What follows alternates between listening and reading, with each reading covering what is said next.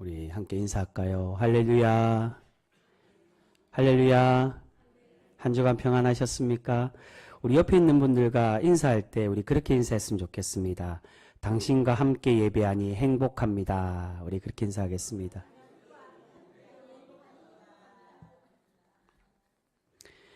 여러분, 우리 병성교회 성도로 함께 예배 드리는 것이 행복하시죠?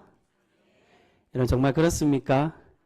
여러분, 우리가 항상 주님 주신 은혜와 말씀으로 기쁨을 누리고 행복한 신앙생활하는 그러한 복된 성도 모두가 되실 수 있기를 주님의 이름으로 축복합니다.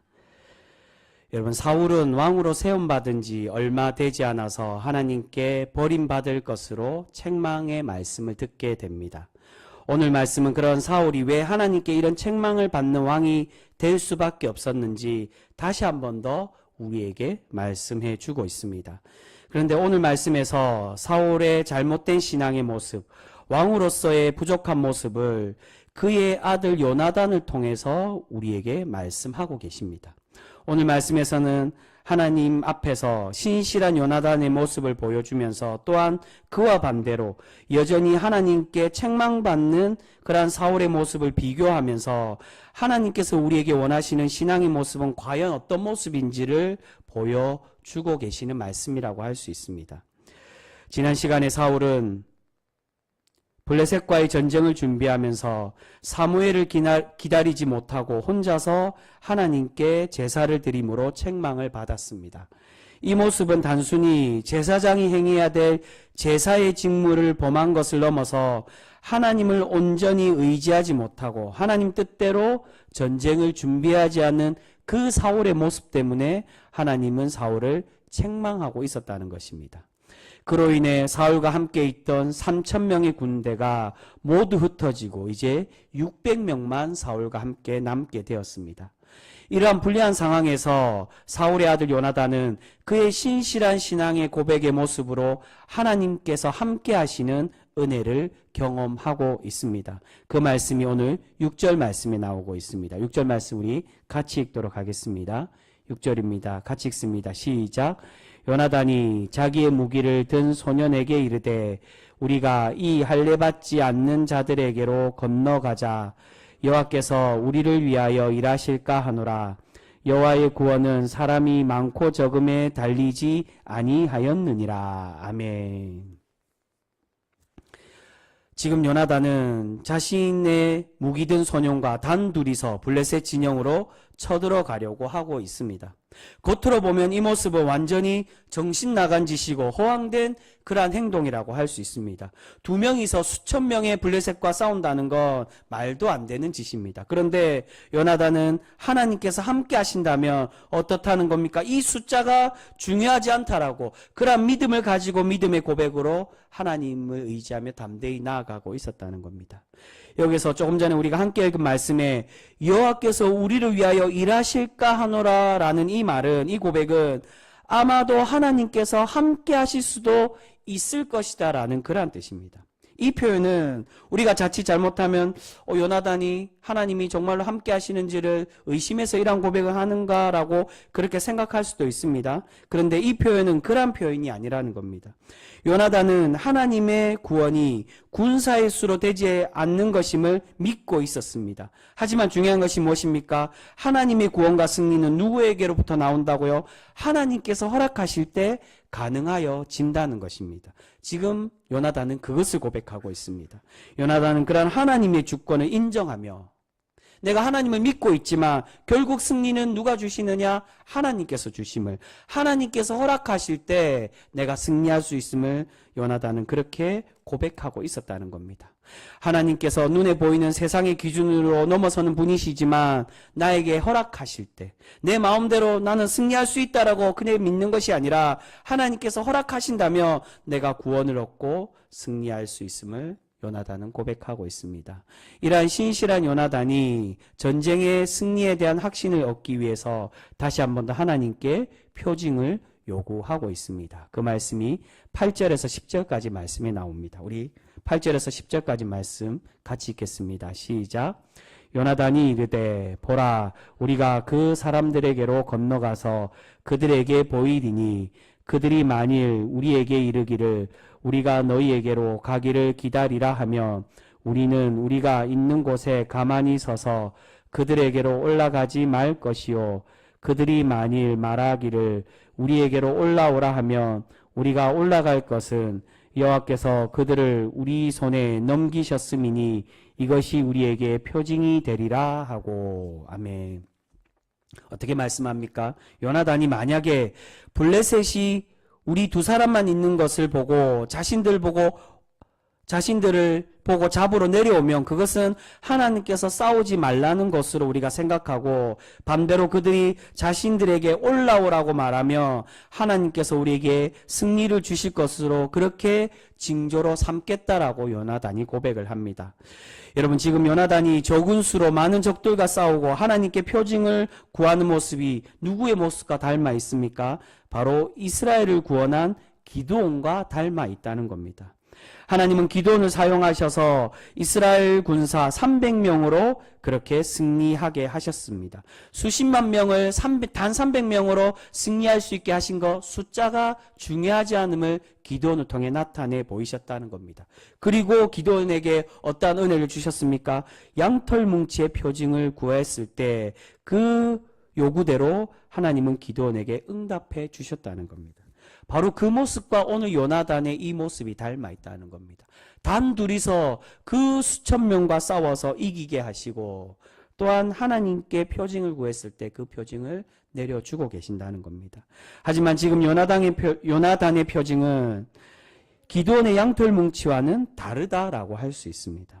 기드온의 양털 뭉치는 자신을 자랑하고 자신을 드러내려고 하는 불신앙에서 나온 그러한 행동이었습니다. 그런데 요나단의 이 표징은 하나님께 특별한 기적을 요구하는 것이 아니라 단지 하나님의 뜻을 구하기 위해서 하나님께 간구하고 기도하고 있었다는 겁니다.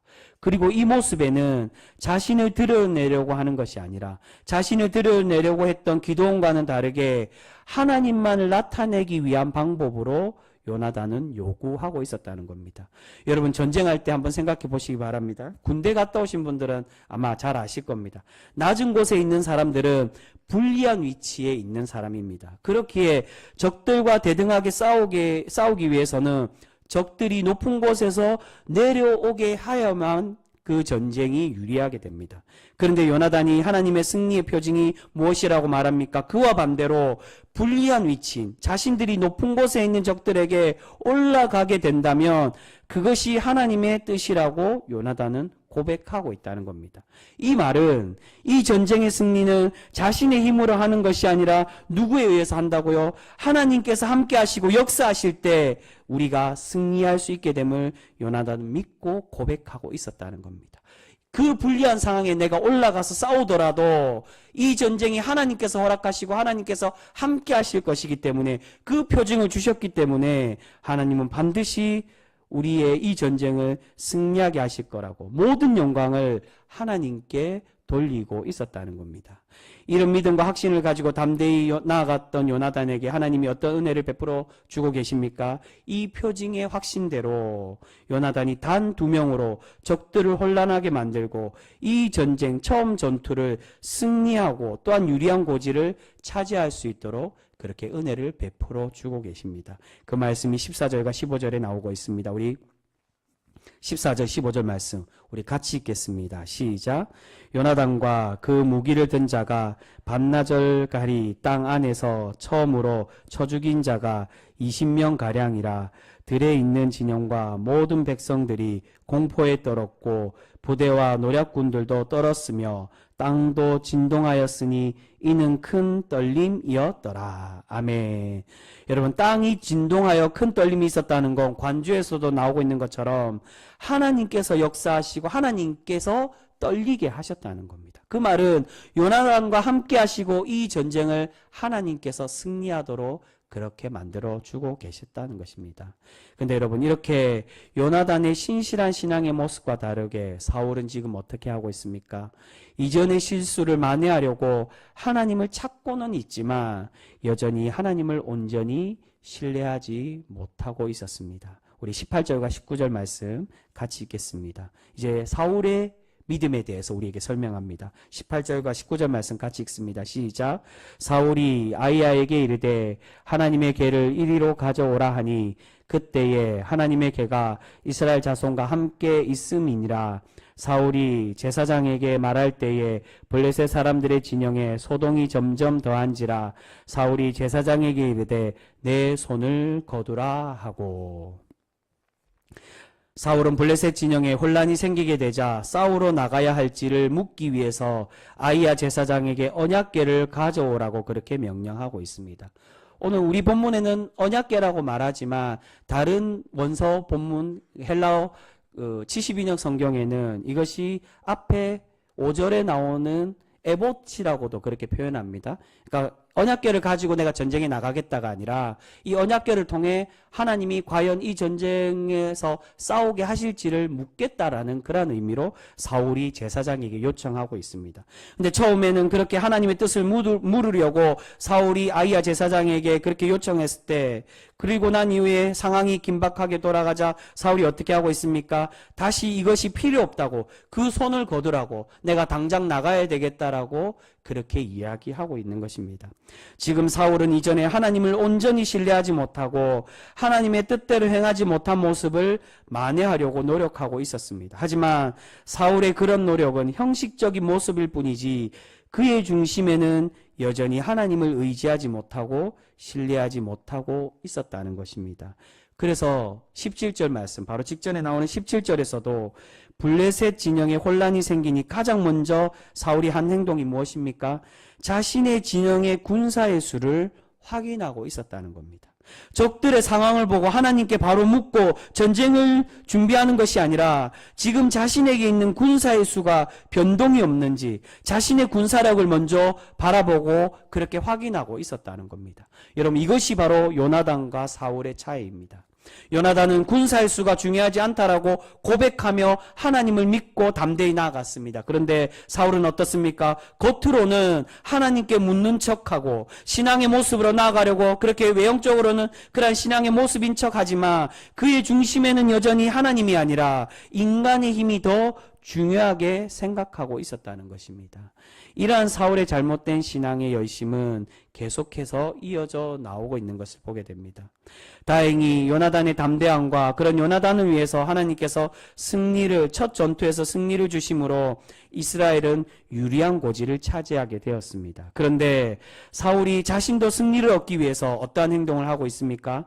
24절에 보면 하나님께 신앙의 열심을 보이기 위해 모든 군사들에게 이 하루 동안 아무것도 먹지 말고 금식하라고, 오늘 이 하루 동안의 승리를 얻기 전에는 내가 우리 모두가 아무것도 먹지 않겠다라고 그렇게 모든 진영에 금식을 선포하고 있는 것을 보게 됩니다.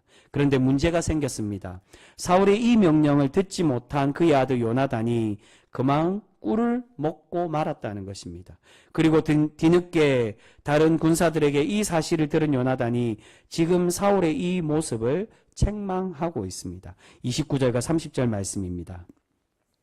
오늘 우리 함께 읽은 말씀 마지막에 나오는 29절과 30절 같이 읽겠습니다. 시작. 요나단이 이르되 내 아버지께서 이 땅을 곤란하게 하셨도다. 보라, 내가 이 꿀을 조금을 맛보고도 내 눈이 이렇게 밝아졌거든. 하물며 백성이 오늘 그 대적에게서 탈취하여 얻은 것을 임의로 먹었더라면 블레셋 사람을 살육함이 더욱 많지 아니하였겠느냐. 아멘. 지금 요나단은 자신의 아버지인 사울 왕의 명령이 잘못되었다라고 그렇게 말하고 있습니다. 결코 효율적인 그런 명령도 아니며 또한 미련한 행동이었다는 것입니다. 여러분, 이 말씀은 단순히 요나단의 생각을 말하는 것이 아닙니다. 바로 이 요나단을 통해 누구의 말씀을 우리에게 전해준다는 겁니까? 하나님의 책망하고 계심을 우리에게 말씀하고 있다는 겁니다.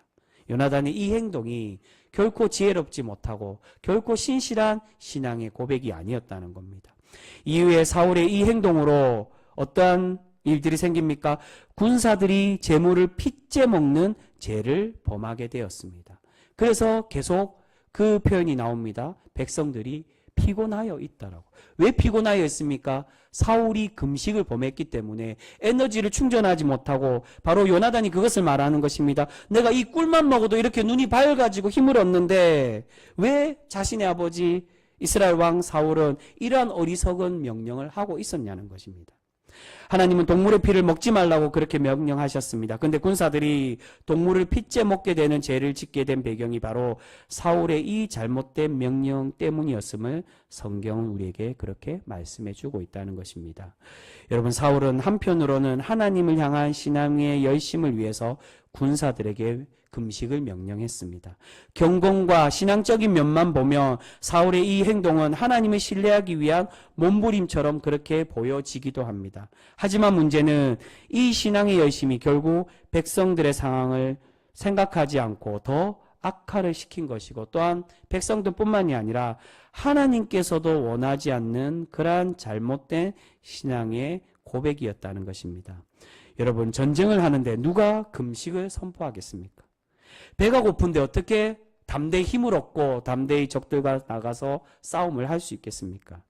전혀 이 사울의 명령은 백성들 생각하지도 않고 오로지 자신의 무모한 신앙의 열심으로 하나님께 잘 보이려는 미련한 행동에 불과했다는 것입니다. 여러분, 이 모습은 우리 또한 마찬가지입니다. 때로는 우리는 우리 나름대로 하나님을 향한 마음을 표현할 때가 있습니다. 많은 예물을 드리고 또한 열심히 기도하고 신앙생활에 최선을 다합니다. 그런데 우리가 기억해야 될 것은 그 신앙의 고백과 행위가 누구를 위한 열심이며 또한 과연 하나님께서 진정으로 원하시는 그러한 옳은 행동인지를 우리는 먼저 생각해 보아야 한다는 겁니다. 우리는 하나님께서 우리에게 원하시는 신앙의 결단과 진실함은 고민하지 않고 무작정 형식만 있는 신앙생활만 하려고 하는 경우들이 많이 있는 것을 보게 됩니다. 오늘 하나님은 바로 그러한 가식적인 신앙생활, 잘못된 신앙의 열심에 대해서 우리에게 경고를 해주고 계시는 것입니다. 그러한 중심 없는 신앙의 고백과 행위는 결코 하나님을 기쁘시게 하지 못한다는 것입니다. 여러분, 이러한 하나님의 말씀은 요나단을 통해서 다시금 계속해서 우리에게 말씀해 주고 있습니다.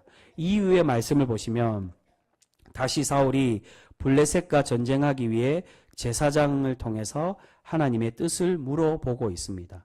근데 이번에도 사울은 먼저 하나님께 묻지 않고 제사장이 먼저 사울에게 하나님께 여쭈어 보아야 한다라고, 하나님께 여쭈어 보고 이 전쟁에 나갈 것인지를 결정하자고 그렇게 이야기합니다. 그런데 그때 하나님께서 어떻게 대답하십니까?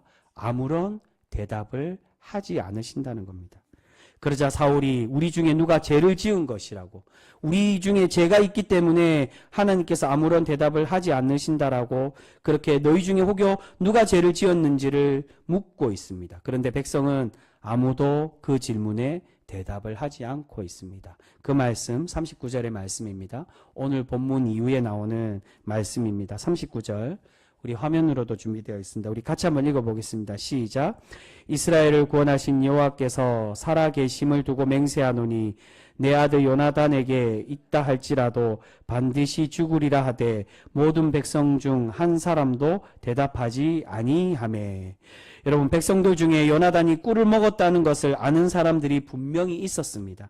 그런데 아무도 요나단이 금식을 범했다고 말을 하지 않았다는 것입니다. 여러분, 왜 아무도 말하지 않았을까요? 그것은 백성들의 마음이 이미 사울에게서 떠나 있었고 오직 그들의 신뢰는 요나단에게 있었다는 겁니다. 여러분, 이 사울에게 떠났다는 것, 아무런 대답하지 않고 침묵을 지키며 사울에게 마음이 떠났다는 건 결국 누구의 마음도 떠났다는 것을 의미합니까? 바로 하나님의 마음도 사울에게 떠났다는 것을 의미합니다. 백성들만 침묵하는 게 아니라 하나님도 사울에게 침묵하고 있는 것입니다. 하나님의 마음이 사울에게 떠났다는 것이고 지금 사울은 자신 혼자만의 경건을 위해서 잘못된 서원을 하고 있었습니다. 이러한 서원으로 인해 백성들은 죄를 짓고 자신들의 아들 요나단이 죽게 되고 있는 것을 볼 수 있습니다. 이러한 잘못된 서원의 모습이 지금 누구와 닮아 있습니까? 바로 사사기에 나오는 입다의 서원과 닮아 있었다는 겁니다. 여러분, 입다의 서원은 결코 옳은 서원이 아닙니다. 내가 전쟁에서 승리하게 하신다며 내가 집에 갔을 때, 돌아갔을 때 가장 먼저 맞이하는 그를 하나님께 온전히 제물로 바치겠다라는 그러한 서원을 했을 때 결국 입다가 누구를 하나님께 바치게 됩니까? 그의 딸을 하나님께 바치게 되었다는 겁니다. 단순히 자신의 열심, 자신의 결단만 그렇게 보임을 하나님이 원하시지 않은 그러한 서원을 드렸던 그 입다를 통해 그는 불행하게도 자신의 딸을 하나님께 바칠 수밖에 없었습니다. 바로 그와 마찬가지로 지금 사울의 이맹세 사울의 서원이 입다의 미련한 서원과 같음을 우리에게 말씀하고 있다는 것입니다. 이 신앙의 열심, 이 행동은 결코 하나님께서 기뻐하지 않으심을 우리에게 말씀하고 있습니다. 그리고 이후에 제비를 뽑아서 아무도 요나단이 사울의 그 맹세를 범했다는 것을 말하지 않자 이제 제비 뽑아서 이 우림과 둠밈으로 제비를 뽑는 것을 의미합니다. 제비를 뽑아서 그 금식을 범한 사람이 요나단이라는 것을 알게 되자 하나님은 이렇게 말씀하고 계십니다. 그 말씀 45절 말씀입니다. 우리 45절 말씀만 우리 같이 읽겠습니다. 45절 같이 읽습니다. 시작. 백성이 사울에게 말하되 이스라엘의 이 큰 구원을 이룬 요나단이 죽겠나이까 결단코 그렇지 아니하니이다. 여호와의 살아계심을 두고 맹세하옵나니 그의 머리털 하나도 땅에 떨어지지 아니할 것은 그가 오늘 하나님과 동력하였음이니이다 하여 백성이 요나단을 구원하여 죽지 않게 하니라. 아멘. 여러분, 분명 요나단은 모르고 범하긴 했지만 분명 사울의 맹세를 어기고 금식을 범하였습니다. 그런데 하나님은 이 요나단을 어떻게 보고 계셨다는 겁니까? 오늘 이 전쟁에서 하나님은 요나단과 함께하고 계심을 우리에게 말씀하고 계십니다. 그래서 백성들의 입을 통해 증언하고 계시는 것입니다. 오늘 하나님과 이 요나단이 동력하였다라고. 하나님과 함께 하신 사람은 사울이 아니라 바로 이 요나단을 통해서 하나님이 함께 하시고 요나단을 통해서 이 전쟁에 승리하도록 그렇게 만들어주고 계시면 우리에게 말씀하고 계십니다. 여러분, 오늘 성경은 하나님이 기뻐하시는 신앙생활은 어떤 모습인지를 우리에게 말씀해 주고 계십니다. 그것은 단순히 우리가 만족하고 우리 자신을 드러내려는 형식적이고 가식적인 신앙의 모습이 아니라 하나님의 은혜를 구하고 하나님의 뜻대로 준행하며 살아가고자 노력할 때 하나님은 그 신앙인의 모습을 기뻐하시며 그 모습을 원하고 계심을 우리에게 말씀해 주고 계시는 줄 믿습니다. 여러분, 그래서 다음 장에 사무엘을 통해 우리에게 동일하게 그렇게 권면하고 있는 것입니다. 그 유명한 말씀 15장 22절에 어떻게 우리에게 말씀합니까? 순종이 제사보다 낫고 듣는 것이 순양의 기름보다 나으니라고 우리에게 말씀하고 있습니다. 제사 드리고 신앙생활하는 거 우리의 단순한 외형적인 가식적인 형식이 아니라 무엇이 더 중요하다고요? 하나님의 말씀을 듣고 순종하는 그 모습, 그것을 하나님이 우리에게 원하고 계신다는 겁니다. 오늘 요나단과 사울의 차이가 바로 그것입니다. 사울은 단순히 자신 혼자만의 열심, 내가 이 정도 하면 하나님이 기뻐하시겠지, 나의 신앙의 열심, 나의 신앙의 고백, 신앙생활을 보고 하나님이 나를 축복하시고 나를 기뻐하시고 은혜를 더하시고 승리하게 하시겠지라고 사울은 안일하게 생각했지만, 그러나 하나님이 기뻐하신 모습은 어떤 것이었다는 겁니까? 요나단의 신앙의 고백이었다는 겁니다. 하나님께 귀 기울이고 모든 영광을 하나님께 돌리며 하나님 뜻대로 이 전쟁에 나아가려고 했던 그 순종의 모습, 하나님은 바로 그것을 원하고 계시는 것입니다. 사랑하는 성도 여러분, 우리가 날마다 하나님의 뜻을 구하고 하나님의 말씀에 귀 기울이는 그러한 거룩한 성도 모두가 되실 수 있기를 소망합니다. 오늘 하나님은 중심 없는 행위가 아니라 신실한 신앙의 고백을 원하고 계십니다. 우리가 그러한 참된 고백과 순종의 삶을 살아감을 통하여서 하나님을 기쁘시게 하는 그러한 성도 우리 모두가 되실 수 있기를 소망합니다. 여러분, 우리에게 필요한 것은 바로 그러한 신앙의 고백인 줄 믿습니다. 내가 원하고 내가 만족하는 신앙의 모습, 헌신이 아니라 오늘 우리가 우리의 신앙의 삶들을 살아가는 가운데 이 요나단과 같이 하나님의 말씀에 귀 기울이고 나를 통하여 원하시는 신앙의 삶, 신앙의 행동, 우리의 결단이 과연 무엇인지를 우리가 귀 기울여서 오직 하나님 뜻대로 준행하며 살아가는 그러한 복된 성도 우리 모두가 되실 수 있기를 주님의 이름으로 축복합니다. 기도하겠습니다.